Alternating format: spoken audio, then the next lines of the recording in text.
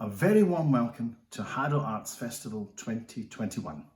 My name is Jamie McDougall and I'm particularly delighted and honoured to be presenting this year's very special 10th anniversary festival.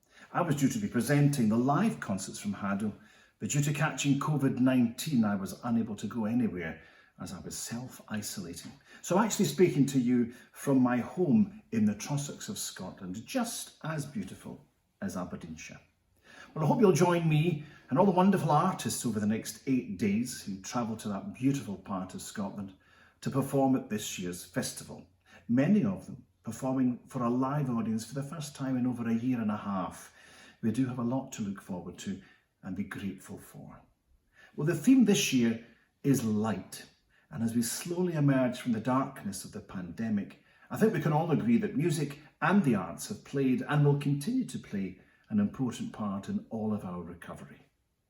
Haddo Arts are fortunate to be able to use the magnificent Haddo House, its grounds, and where our opening concert comes from today, the Haddo House Hall.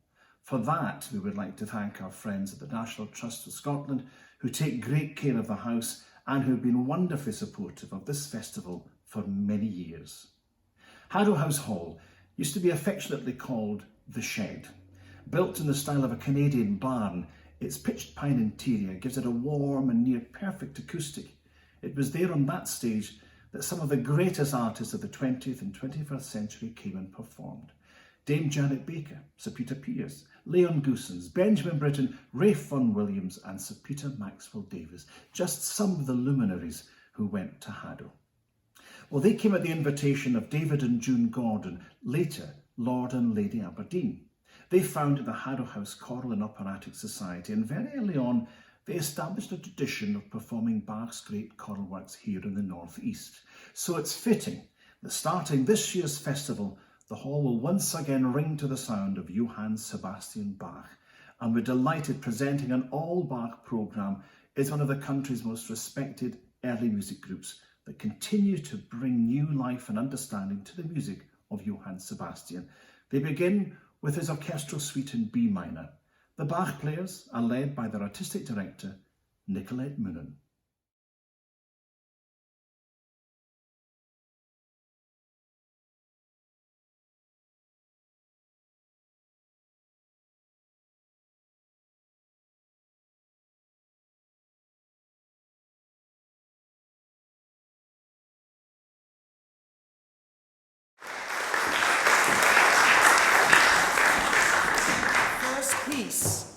We call it a suite or an overture. The last piece we call a concerto. Now why? The first piece, the form of the first piece is, the first movement is called overture. It's an extended movement. And then we get 6 dance movements.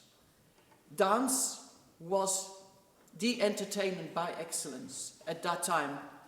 In France, in Germany, there were lots of French dance masters. So the whole culture was around dance, so people would have recognized these dance forms. And then the concerto at the end is like the France versus Italy. The concerto takes its form from Italian thought. Vivaldi became the big concerto writer, and this is maybe the first harpsichord concerto ever written. So that will present itself in 3 movements: fast, slow, fast. But a dance suite has all these different dances, different meters, different speeds. I hope this helps the listening.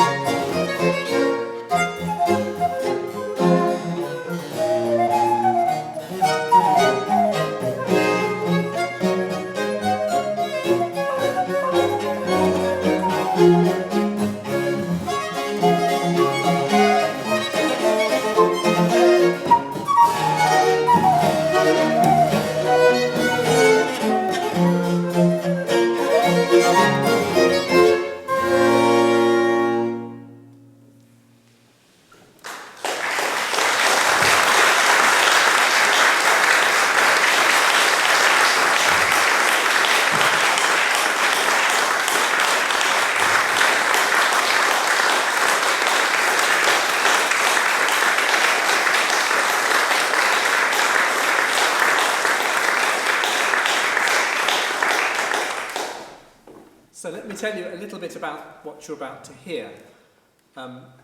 These are 14 canons.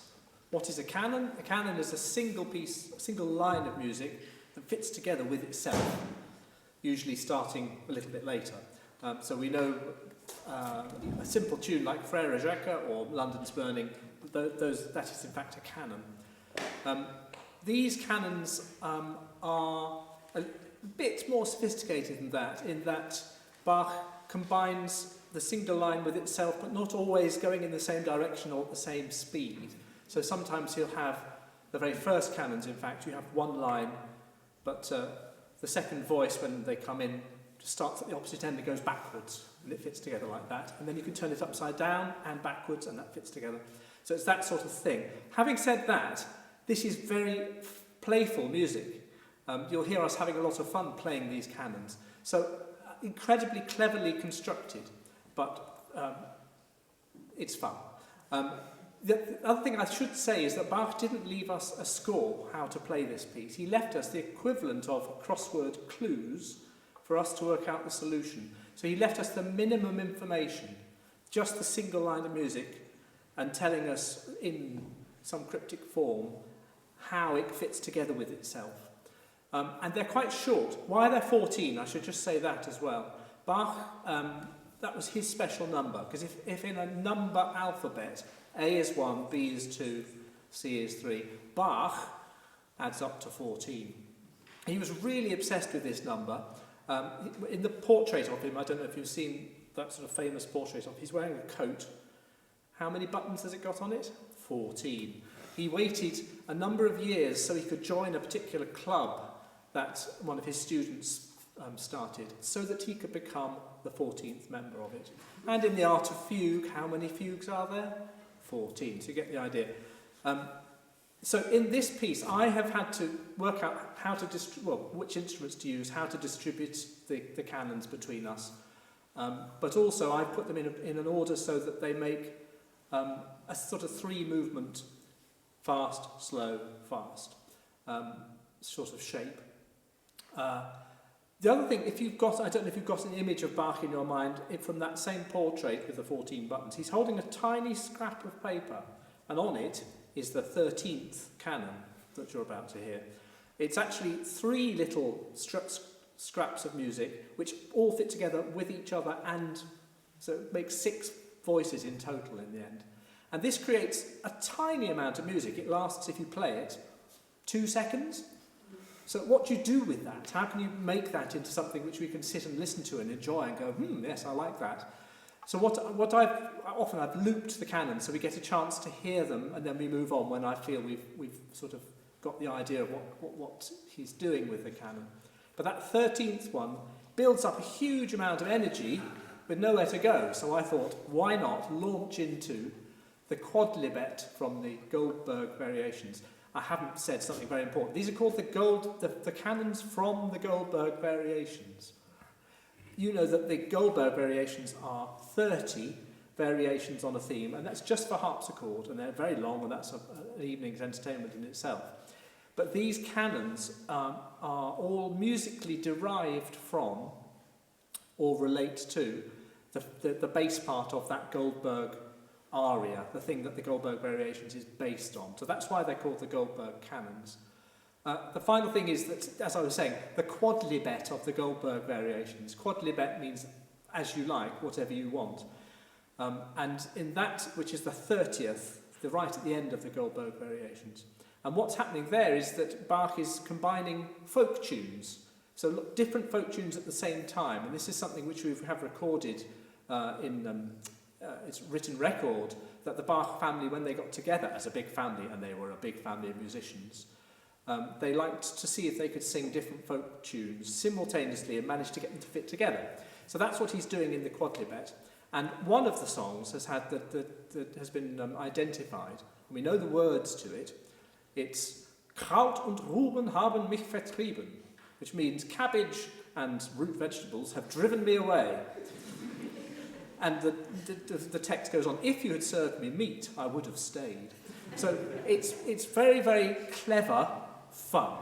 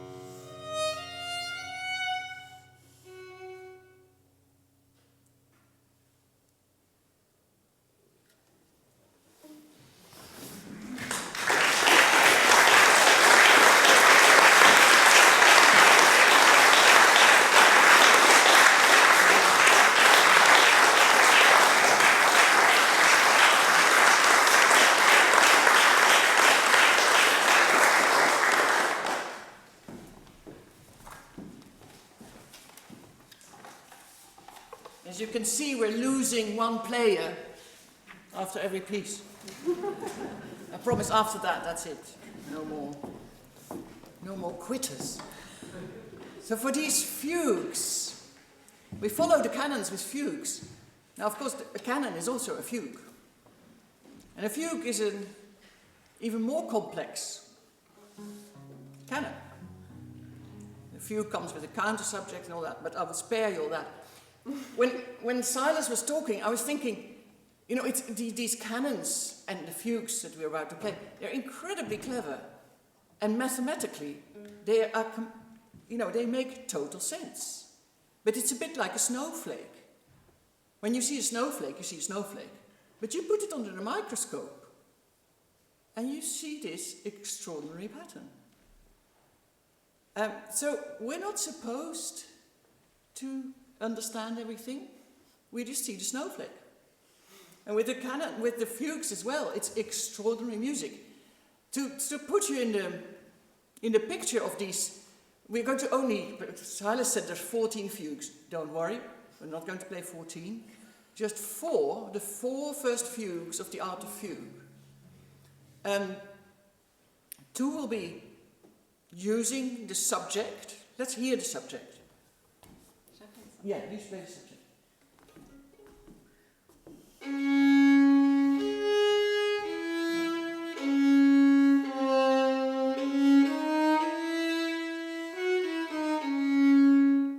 So that you will hear this subject throughout the 4 fugues. And then he starts playing with it. So the first one is fairly sort of solemn, classic. And then the second one, he keeps the theme like that, but he jazzes it up. It's this imagination of Bach. And then, for the third fugue, imagine what you've just heard, and you put a mirror after that last note. And then you get this.